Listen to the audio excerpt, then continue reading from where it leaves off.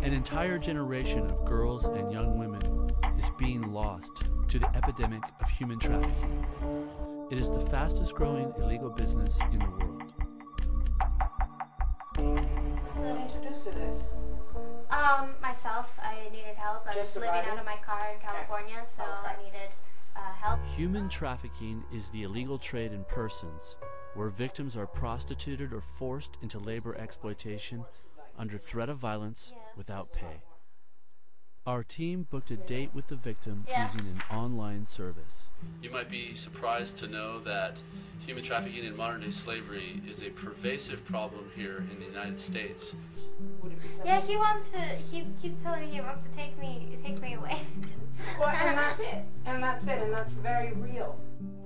After being contacted by this girl's mother, we brought in an interventionist to prepare her for what was about to happen. I actually am here to offer you what he's talking about, if it's what you want.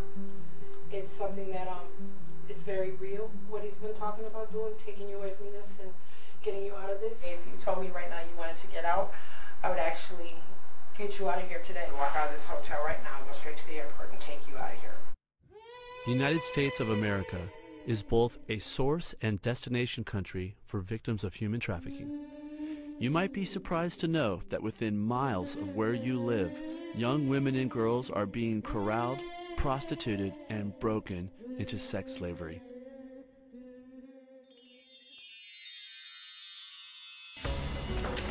There's a problem with men around the world.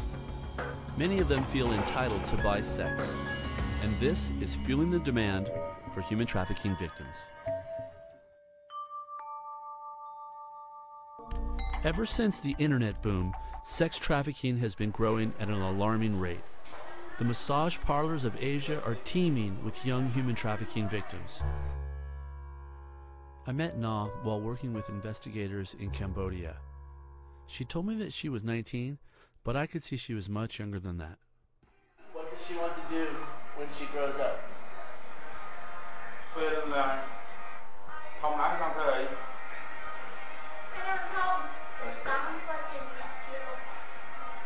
The beauty salon.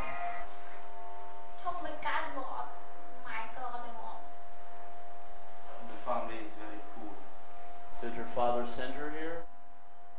Na's father sold her to human traffickers to cover a $2,000 gambling debt. What? You're so shy. So, I was hoping, Panit, you could ask her, so the massage is $6, yeah? Huh? It's $50. What's $50? For sex.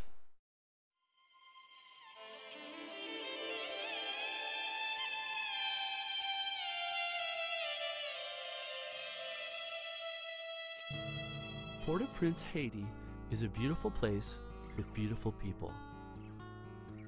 It's a potential paradise on earth. But since the great earthquake of January 2010, Haiti has become the worst human rights disaster in the Western Hemisphere, fueling the demand for cheap labor. So we're getting ready for the SWAT guys to come out of the station. We're going to go on a little ride down to the border of Cité Soleil, which is one of the problem cities here in Haiti.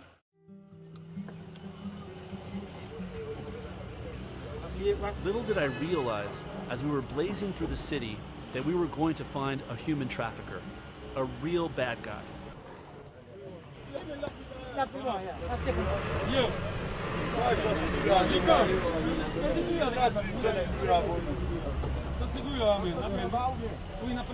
When we first spotted the Bronco, we noticed that he wasn't complying with SWAT instructions, and I could see that he was hiding something in his pants.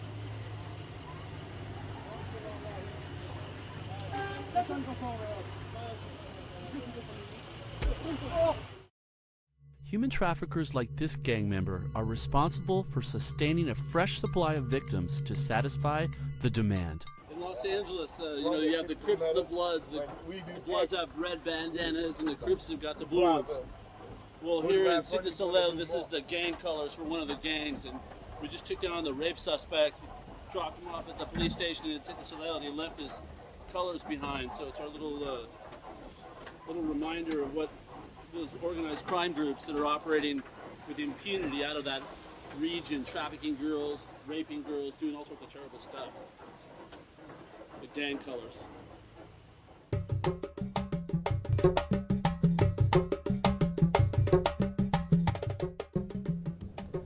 The ancient land of Kush, known today as Sudan, was connected to Egypt by the Nile River. Tradesmen and camel caravans waged bloody civil wars for the past centuries over the natural resources, leaving African tribal communities destitute. When I first arrived in Sudan to meet members of the Dinka tribe, they told me that women and children were being sold into slavery and that heartbroken parents were facing an agonizing choice when they discovered that their children had been taken to this little-known place called Darfur. It was a long, difficult journey for the former slaves to walk home hundreds of miles across the front lines of a civil war.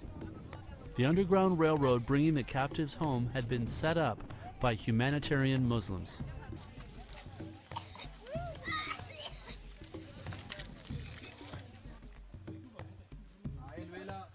Silence. But I think they're starting to figure out what's happening. Imagine waiting for days to be checked off a list, not knowing if your mother or your father would come for you. In the days that they waited, we interviewed and got to know many of the survivors. Now, it was finally time for the former slaves to be reunited with their families. Thank you very much for waiting for us. What we need to do now is to check the names on the list to make sure the documentation is in good order. And so nobody should be afraid. It's going to be a good day. It's a happy day. And that very soon you'll all be able to go back to your homes. And that's it. This is the children. They are running after to be reunited with their families. And they're very excited.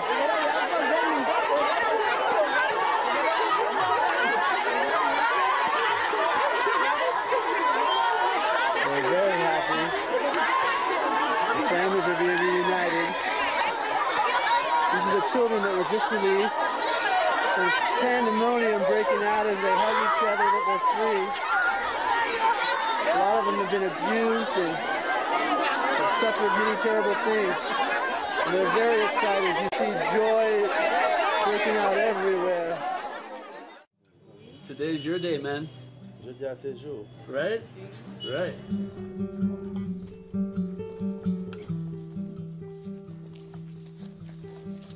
Hey, buddy. Let me hold this stuff for you. When Arason's mother unwittingly turned him over to his aunt, he was brokered into domestic slavery, forced to work 14 hours a day, and beaten if he did not obey. It's a nice moment, huh? Really good. You want to take his hand and go take him to your mother? Give me a minute. Minute by Mama. Arason spent most of his life as a slave. It was emotional for me to bring him back to his family. So, at the age of 12, Arason returned home and was reunited with his mother.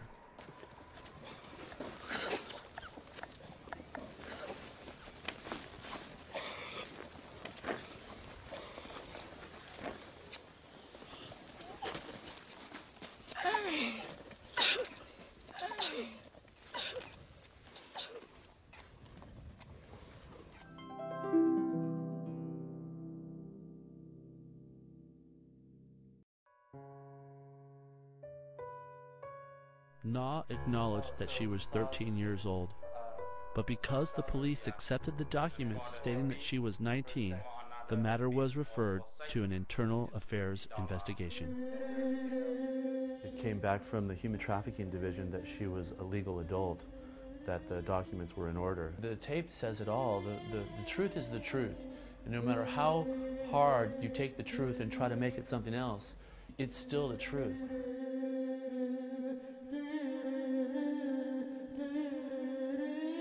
They're not always happy endings.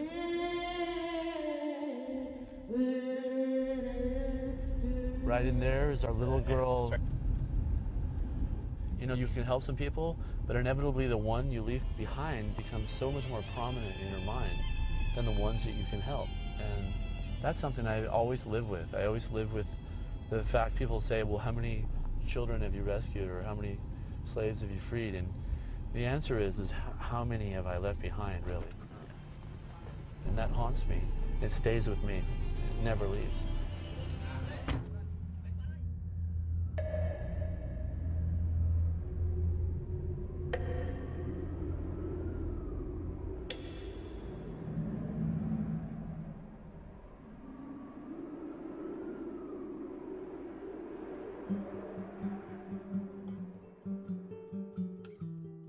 This American girl suffered for 2 years in human trafficking.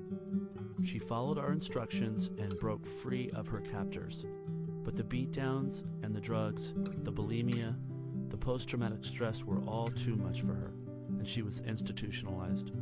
Today, at 85 pounds, she is fighting for her life.